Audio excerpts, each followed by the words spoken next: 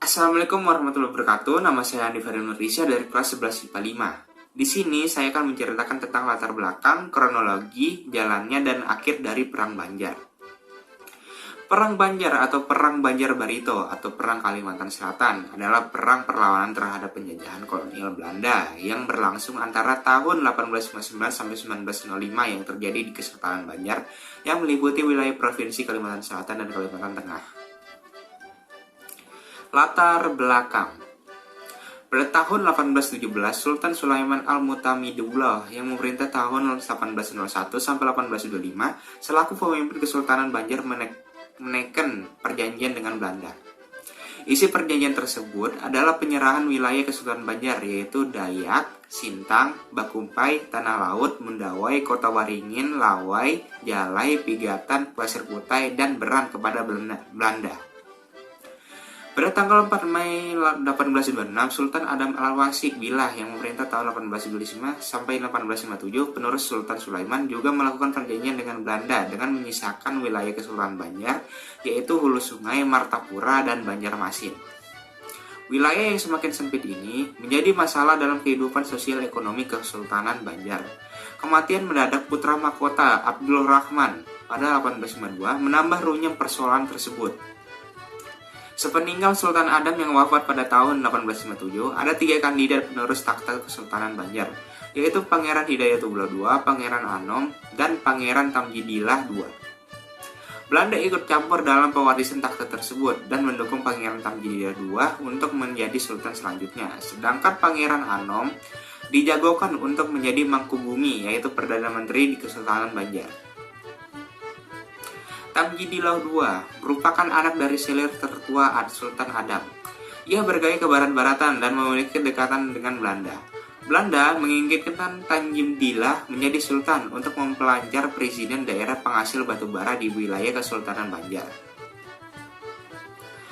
Dikutip dari buku Pangeran Antasari tahun 1993, karya M. Edward Saleh, Belanda di bawah Residen E.F. Graaf von Bentheim Tecklenburg menobatkan Pangeran Tamjidillah II secara sepihak sebagai Sultan Banjar pada 3 November 1857. Pangeran Hidayatullah II hanya diangkat sebagai Mangkubumi pada 9 Oktober 1856, sedangkan Pangeran Anom ternyata mendapat masalah dengan Residen Belanda sehingga diasingkan ke Bandung, Jawa Barat. Kronologi Perang Banjar. Penobatan Pangeran Tamjidillah II oleh Belanda memicu perlawanan di luar istana. Dari pedalaman Panembahan Muning atau Aling yang pernah mengabdi kepada Sultan Adam memimpin penentangan terhadap keputusan sepihak tersebut. Panembahan Muning berpendapat dalam situasi saat itu yang paling pantas naik tahta adalah Pangeran Antasari, keponakan Pangeran Hidayatullah II. Pangeran Antasari berhak menjadi sultan karena ia keturunan Sultan Muhammadillah. Sultan Banjar yang bertakhta pada tahun 1759 sampai 1761, gerakan Aling dikenal dengan sebutan Datu Muning dan berpusat di Kembayu, Tambai Mekah, di daerah Sungai Muning di Kalimantan Selatan. Pangeran Antasari menerima undangan Aling untuk bergabung melawan Belanda. Mereka juga didukung oleh beberapa pihak seperti Kesultanan Pasir dan Kesultanan Kota Kartanegara. Selain itu, Pangeran Antasari mendapatkan bala bantuan dari Tumenggang Surapati yang memimpin orang-orang Dayak. Pertempuran melawan Belanda akan segera dimulai. Tanggal 25 April 1859, pasukan Pangeran Antasari menyerang kawasan tambang batu bara Pangaron. Orang-orang Muning juga melakukan serangan di bawah komando Panembahan Aling dan Sultan Kuning, yaitu Putra Aling. Pasukan Muning berhasil membakar tambang dan pemukiman orang Belanda. Beberapa kejadian inilah yang menjadi penyebab meletusnya Perang Banjar. Jalannya Perang Banjar. Belanda memberhentikan Sultan Tamjidillah II dari tahta pada 25 Juni 1859 dan mengasihkannya ke Bogor karena situasi yang semakin panas. Belanda kemudian menawarkan tahta Sultan kepada Pangeran Hidayatullah II. Upaya tersebut dilakukan Belanda untuk menekan potensi kerusuhan akibat serangan dari pasukan pemimpinan negara Antasari. Pangeran Antasari. Pangeran Hidayatullah II menolak dan justru memilih bergabung dengan Pangeran Antasari untuk melawan Belanda. Oleh pendukungnya, Pangeran Hidayatullah II kemudian dinobatkan menjadi Sultan Banjar di Amuntai pada September 1859.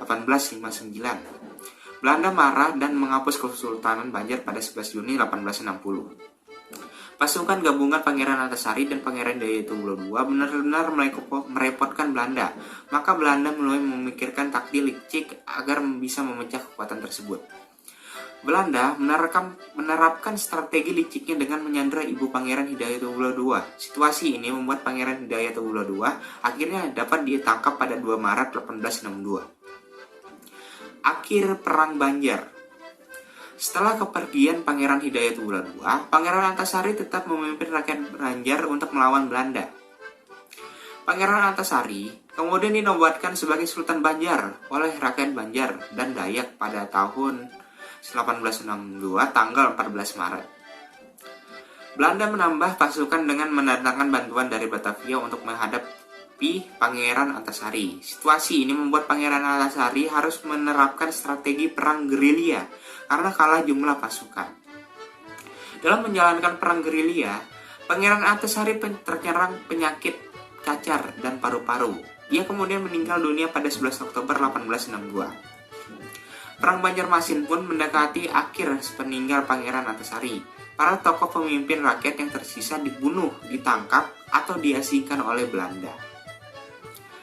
Atas perjuangan dan jasa-jasanya, Pangeran Antasari ditetapkan oleh pemerintah Republik Indonesia sebagai pahlawan nasional dan kemerdekaan pada tahun 1968 tanggal 27 Maret.